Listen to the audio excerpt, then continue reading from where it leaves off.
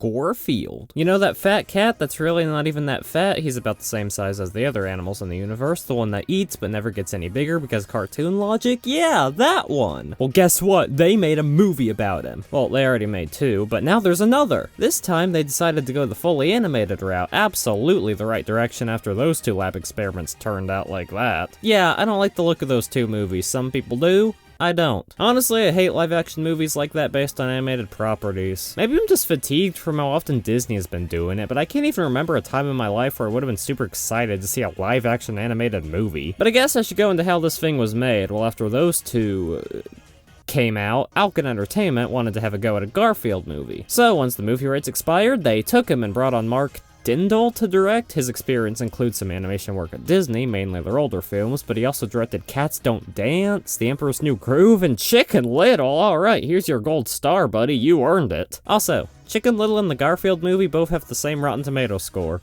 One of these movies doesn't deserve that. I'm not gonna say which one, just know it's one of them. Paul A. Nope and Mark Even More Nope and David Reynolds were brought on to write the screenplay. Couldn't find that much on the first two, but David Reynolds co-wrote the screenplay for Finding Nemo. I wasn't expecting that. And Jim Davis was involved as the executive producer. I'll talk more about that later. Chris Pratt was brought on to voice Garfield. Yes, Chris Pratt showing off his voice acting chops after his performance in the Mario movie. I actually didn't mind Pratt in the Mario movie. Sure, he sounded nothing like Mario, but after 5 minutes I was completely used to it. But he learned from that movie and tried harder in this one, right? You know, to really understand everything, I'm gonna have to take you back to where it all began. Oh, look, use your normal voice for an animated character once, shame on you. Do it twice, still shame on you. Twice in a row, he doesn't even try to do any kind of interesting voice. A very flat performance, but I'll wait until the end of the movie to talk about him. And Samuel L. Jackson as Garfield's dad. Honestly, not a fan of celebrities replacing actual voice actors, but that's just how the world works now, and I like him. Good performance. Now, the animation is not as accurate to the comics as, say, the Garfield show, but that's probably for the best since that show looked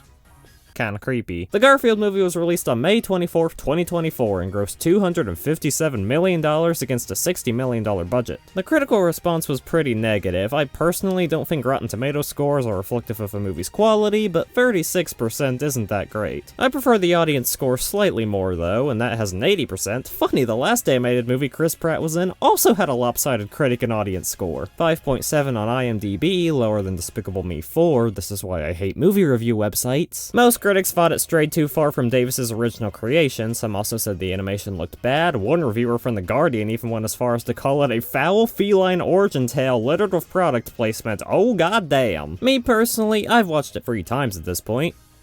It's okay. But I like to wait until the end to share my thoughts, and we've already talked enough, so let's get into the Garfield movie. So the movie starts with, I've never heard of that studio before. Never heard of that one either. Or that one. Or that. Have any of these studios ever even made an animated movie before? Oh, Alkin Entertainment made one missed call. Great. Fantastic even. And looking at the rest, nope. What about Prime Focus? Literally couldn't even find them under that name, but I found D&EG Entertainment, so I'm assuming that's it. I don't know why the names are different, though. Looks like they've worked on some smaller films and projects, like Intergalactic and Nanoma. Never seen or heard of those, so I don't know if they're good. But they also worked on Under the Boardwalk. Well, okay, then forget everything I said, you get a pass. What about One Cool? They've made films such as...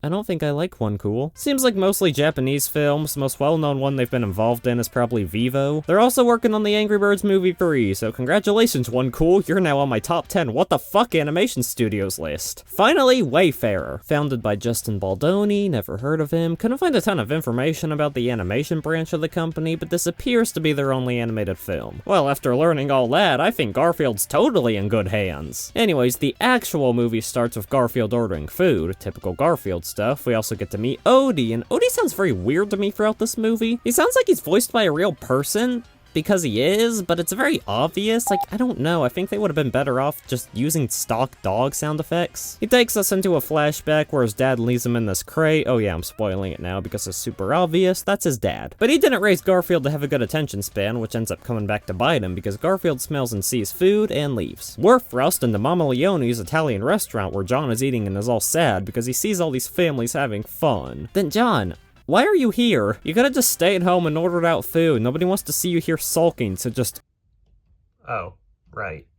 John lets Garfield in and he violates the whole pizza, so John orders more food. But remember, Garfield and patience don't go together at all, so he's already exploring the restaurant looking for more food. John goes on a wild goose chase trying to find him. Eventually he finds him. He gets harassed by this lady who works there that I get the vibe kinda wants to fuck him, and he leaves. He tries to leave Garfield, but after realizing he doesn't have a home, he chooses to adopt him. Wonderful backstory, then boom, we're thrust right into a title card and a tie-in pop song with the movie, because that's the rite of passage in most movies nowadays. You can't call yourself a true Hollywood movie until you've wasted more of the budget than you'd like the public to know on an artist to write a song for you. Well, we hear this song, which is alright, I guess. I don't know, I'm not a song reviewer, wait.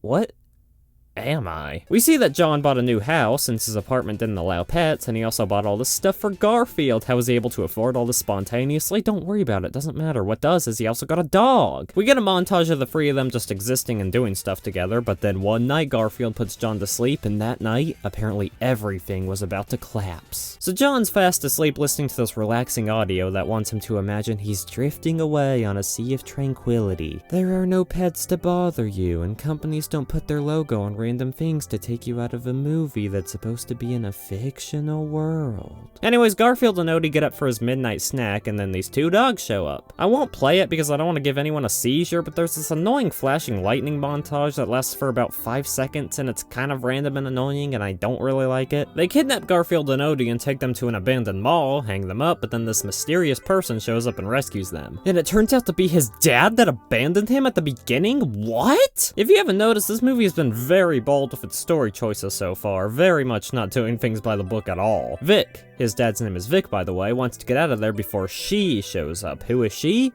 Her. This is Jinx. She is definitely a very energetic character, and her voice actor definitely does a good job portraying that. She's just a little bit too over the top for me, but I'm sure she has her fans. She invites the three of them to sit down, and she explains that she came here looking to be a star at this feline talent contest. Now you're probably wondering, why do some animals in this universe get adopted by owners, but others are famous and independent? Don't worry about it, it doesn't matter. She fails and is all alone. That is until Vic and her crew take her in and they're all a big happy family. Until one day she got caught while they were stealing some milk, and now she's pissed at Vic since he never came back for her. Instead, she had to spend all that time in the pound until she met these two dogs, Roland and Nolan. They're like her henchmen in this movie, but I probably won't mention them again until the end because that's when they actually contribute to the plot. They broke her out, and now she wants him to pay her a quart of milk for each day she was in the pound, which thanks to Odie, I found that is 1,675 quarts of milk. And Garfield and Odie have to tag along too. Why? Because we need a movie. Come on, you should know this by now. Well, actually, she says it's because she enjoys seeing them suffer together. She also literally eats this bird that's been following her around, which honestly is probably my favorite part of the movie. I know there were kids probably asking their parents, Mommy, was the bird okay? Here, let me answer that for you. No, the bird never shows up again in the movie. He died. Probably a slow and painful death. I love it when children get scarred. Garfield is pretty pissed he has to go, but Vic's excited and they go to jump a train. Oh, we also see John find out Garfield and Odie are gone. It's a running gag throughout the whole movie that he's stuck on hold with the pet finding place, so I'll just mention that here so I don't have to bring it up multiple times throughout the movie. Back to Garfield, they get on the train and he and Vic get into an argument over how terrible of a dad he is. Oh my god, throughout this whole movie, Garfield won't shut up about how much he hates Vic and how awful he is for abandoning him. This might be fair for Garfield, but for we, the audience, we literally saw him for like 6 seconds at the beginning and that's it. Like, why should I be invested in the relationship when I don't even know how it was? Maybe have a little montage of Garfield and Vic play at the beginning and then have him abandon Garfield, that way we're more invested in their relationship? But no, instead Garfield just seems like he's overreacting throughout the whole movie. So they reach Lactose Farms, which is the place they originally stole the milk, but they've beefed up security since then. Now you're probably wondering again, how come in this earlier shot you can't see all these buildings in the background, but in this other one you can? Look, Chris Pratt raised his rates, and we had to cut the budget wherever we could. Luckily, that's when they run into Otto, one of the mascots for the farm. He used to live on the farm with his love interest, Ethel, until the corporation that moved in took him away from her. Why? Don't worry about it, it doesn't matter. Vic is able to convince Otto to help them in exchange for freeing Ethel, so he sets up this whole Mission Impossible style overview of the plan. The voice actor for Otto, Ving Rhames, actually was in the Mission Impossible movies, though I'll always know him as Cobra Bubbles from Lilo and Stitch. They go over the plan, but he's not convinced Vic and Garfield are prepared, scared, so he puts them through this rigorous training exercise. They fail, so Odie ties them up to a tree until they learn to get along, which actually ends up working since Vic finally tells Garfield and the audience what happened that night. Turns out he left to get some fish out of the trash, but he got held up, and when he finally went back, Garfield was gone. Vic saw John had found him and decided to give him up to John, since he knew he would have a better life. Wow, how sad. If only the same misunderstood father-son relationship hadn't been done in a billion jillion other movies. Also, Otto says they're ready for the heist, since it would take too long to get them ready, yay. Then we get to see Jinx again. She calls up the dairy to tell them that there will be an attempt to rob them because she didn't care about the milk in the end at all? What? The workers at the plant take this information to the security officer named Marge Malone. I like her because she has a Karen voice.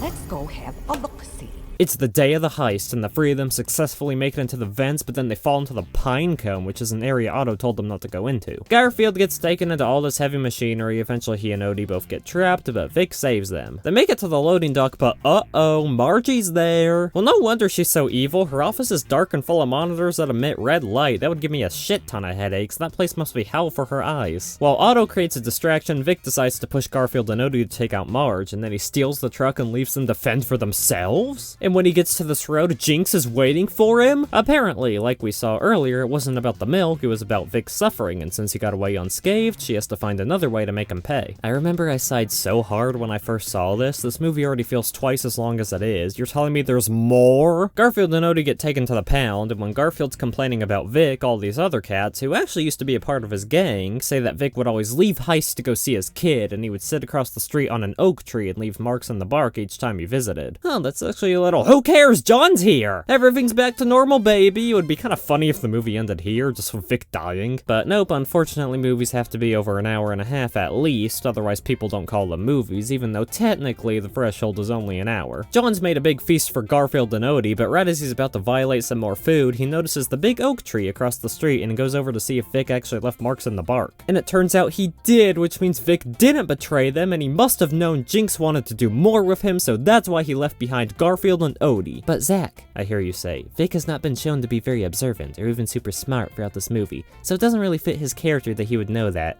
So how did he know that? Don't worry about it, doesn't matter, he just knew, okay? So Garfield and Odie go to save him, and they leave John again. And the Garfield movie flexes its animation muscles by having John appear in the living room window when the cake explodes, but then the next shot he's in the kitchen next to the fridge. By going to Jinx's hideout, they find out she's planning on throwing Vic off a bridge, so thank goodness they're able to get into contact with Otto, and he's willing to help them a second time. This movie's like 10 minutes longer than it needs to be, so I'm kinda just ready to finish it. Otto swings Garfield onto the train, he and Vic escape, then they get cornered, but Garfield orders a bunch of food and he attacks them with it while Top Gun music plays because anything goes at this point and we needed to burn for some more cash. Once the three of them are taken out, Garfield and Vic go to the back of the train, the three villains somehow show back up, they jump off, but oh no, the net's too tight and they bounce back up to them. Well, looks like it's over. Please be over, please be over. Dang it! After seeing how nice their relationship is, Roland and Nolan don't feel like taking orders from Jinx anymore, so they let them go. This pisses her the fuck off, so she knocks them all off the train, but she also gets knocked off. Thankfully, Otto is there to save all of them, and Jinx too, because this isn't 90s and 2000s Disney. Villains dying in kids' movies isn't acceptable anymore, whether we like it or not. Garfield, Vic, and Odie give Margie the milk truck back, as well as Jinx, in exchange for Ethel, and she finally gets to reunite with Otto. Jeez, dude, you couldn't have at least cleaned yourself up before you met her again? You have leaves and sticks all over you. She doesn't seem to mind though, because they have sex. Flash forward back to John's home, where Vic and Garfield part ways, but you know they're really not, so Garfield once again leaves John to go find him in the oak tree. And I don't really know if Vic moves in with them or just visits, and honestly I don't really care. All that matters is they're a big happy family, and wow, no shame, literally right there, huh? Well, that seems a little— oh come on, is this how you paid for Chris Pratt and Samuel L. Jackson? There was Olive Garden earlier, and Heinz, the ketchup brand?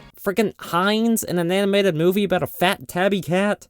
Heinz? I just don't know about you anymore. So they're all good now. We also see Jinx doing community service, we also see Garfield's birthday, and all the characters we've seen show up. You literally were too cheap to animate a clean model of him, weren't you? That's actually awful. We also get a normal cameo at the end to get all the diehard Garfield fans to be quiet for 5 seconds. In the end, finally. I do like the concept art we see in the credits though, and that's neat. That's also a good question. I don't know why I'm— Remember when companies waited to see if a movie would do well before teasing a sequel? All this leads to is embarrassment if the movie underperforms. So, when I really what you really have to do is... One thing if I could just change... I just found it weird how... Lasagna. Honestly, it was okay. Literally just okay. This is probably the most meh movie I've seen in a while. Like, I'm not joking, it's actually just okay to me. I really don't have strong feelings for it either way. I'm not gonna hate on it too much, but you won't see me wearing this anytime soon. Seriously, smack in the middle. Honestly, a high-stakes, big adventure setting like this just doesn't fit Garfield too much, and that's something many critics noted. So honestly, this movie is flawed from the very beginning, no matter what it does, because you can't make an entertaining movie of a cat just sitting on the couch eating lasagna, but it also feels weird seeing him do all this crazy stuff. The plot really isn't that long when you think about it. Garfield just meets his father and they have to break into a dairy farm to get milk to repay Jinx. That's it. Now, an issue I had with this movie all 3 times I watched it was that it just feels too long. Like, seriously, when Vic escapes the dairy in the truck and Jinx stops him, it feels like the movie should end around there, but nope, instead it keeps going for like another half hour. It's paced kinda weird, there's not a whole lot of flow, stuff just randomly happens. We go from quiet Garfield at the beginning, to they're kidnapped, to now he has to go on an adventure with his dad, to then they made a random bull who has to help them into the farm, but then that plot gets dropped in favor of Garfield going to save his dad from a moving train. Like, stop going all over the place, movie. You're not a YouTube Shorts creator. Jinx was an alright villain. Like I said earlier, a little over the top for me, and her motivations were a bit weird. She never cared about the milk, she just wanted Vic to suffer, so that makes all the stuff involving the dairy heist completely useless, and it's not a very satisfying watch because of it. Like, just fast forward for all the dairy stuff. It literally does nothing except put Garfield and Odie in the pound, but then they immediately get out. Not much to say about Odie. He never talked, and I already mentioned his barking earlier. Otto was alright. I liked him good enough, I guess. Yeah. Also, let's talk about Vic. He was a fine enough character, but he and Garfield's relationship, as I explained earlier, was very much not handled correctly. We don't get the chance to learn who he is or anything, just boom, immediately gone. They should have done what I suggested, which is have a short little montage of he and Garfield having fun and hanging out together before he abandons him. That would have made it more saddening when he left, and we could understand Garfield's rage throughout the movie a lot better. But no, we know nothing about their relationship. Garfield doesn't even seem that sad when he leaves the alley or when John takes him home, so we're left to think neither of them even care about each other. Also, if Vic truly did love Garfield, why didn't he just show up to John's house? They try to explain this in the movie by saying he didn't want to ruin Garfield's life with John, but how would that be ruining it? John probably would have let you move in, since he literally did at the end of the film. Voice acting, Chris Pratt, honestly kind of a flat, unenthusiastic performance, just like the Mario movie. He didn't even try to sound like Garfield. Like, his voice actor in the fucking Garfield show sounds much closer to what I imagined Garfield sounding like. And it's not like all of his performances are awful. The main problem is that he's playing characters that already have predefined voices. Like him playing Emmett in the Lego movie. Doesn't bother me, because he's an original character, so we don't have a baseline of what he should sound like. But with Mario, we're so accustomed to seeing him with an Italian accent that you bring someone like Chris Pratt with such a flat, deep voice, it just doesn't seem right. And Garfield has had lots of voice actors over the years, but I think the one in the Garfield show is my favorite. That just seems like what Garfield would sound like to me. John ordered that pizza almost 12 minutes ago. It's too late for me. I'm famished. Like in that show, even without seeing it, you can just listen to it and go, alright, yeah, that sounds like a fat cat who's indifferent towards life. But in this movie, it's like, no, you listen to it without seeing it, and he looks like he could be a fucking supermodel. Samuel L. Jackson as Vic was much better for me, though. A very natural-sounding performance. Jinx's actor stole the show, though. Hannah Waddington voiced her. I had never heard of her before this, but she did really good. Very energetic performance. Definitely made Jinx a pretty memorable character, even though I wish she was toned down a bit. Ving Rhames as Otto was good. John's voice actor was good. Roland and Nolan's voice actors were good. I liked Marge's voice actor too. Very fun performance. But overall, I just have to ask, did the team even care about this movie? Like, seriously, when a team that works on a movie cares, you can tell. The animation looks fine enough, but there's lots of inconsistencies, and it just overall looks pretty flat and boring. They definitely play it safe. Looking at behind the scenes footage, oh wait, there's barely any. There's like 2 little featurettes on the Blu-ray, and they're the most play it safe PR machine interviews ever. Oh, I played Blank, who is a character that goes through a lot of change in the movie, and I had a lot of fun voicing them, and I definitely relate to them. Cool, give me more. Show me the animation process, the writing process, storyboarding, give me commentary with the director, something of substance. It's got Jim Davis's approval though. I love how with a lot of these older creations, people complain that, oh, they're not as good as they used to be and the original creator would despise these. Modern Simpsons sucks. Matt Groening would be ashamed at what it's become. And Jim Davis would puke if he saw this. Parents really understood the character and absolutely nailed him. You can sit back immediately and go, yeah, that's Garfield. Well, it's gotta be AI. I think the truth is that these original creators of these beloved shows and characters either don't care anymore and they have moved on. Like, sure, make a Garfield movie, just stop flooding my fucking inbox with emails, please. Or they just have different ideas and opinions and what makes their creation good. Maybe Jim Davis didn't care about this movie and he just went on because he was bored. Or maybe we're the picky ones and he's just more open to new ideas to do with his now 46-year-old creation. It is good to keep things fresh. And you also gotta remember, he didn't make this. That doesn't mean he doesn't like it, but he doesn't even own the Garfield rights anymore, so I doubt he was consulted too much on this. I guarantee the executive producer role is more ceremonious than anything. But besides all that, I can't think of much to say. Like I said, right in the middle for me. Wasn't good enough for me to like it, wasn't bad enough for me to despise it. I still don't like it, and I don't want to watch it again, but I don't hate it with every fiber of my being like some people do. I think some critics were a bit too harsh, though that's true on most movies. I'm pretty happy with the rating I gave it. And remember,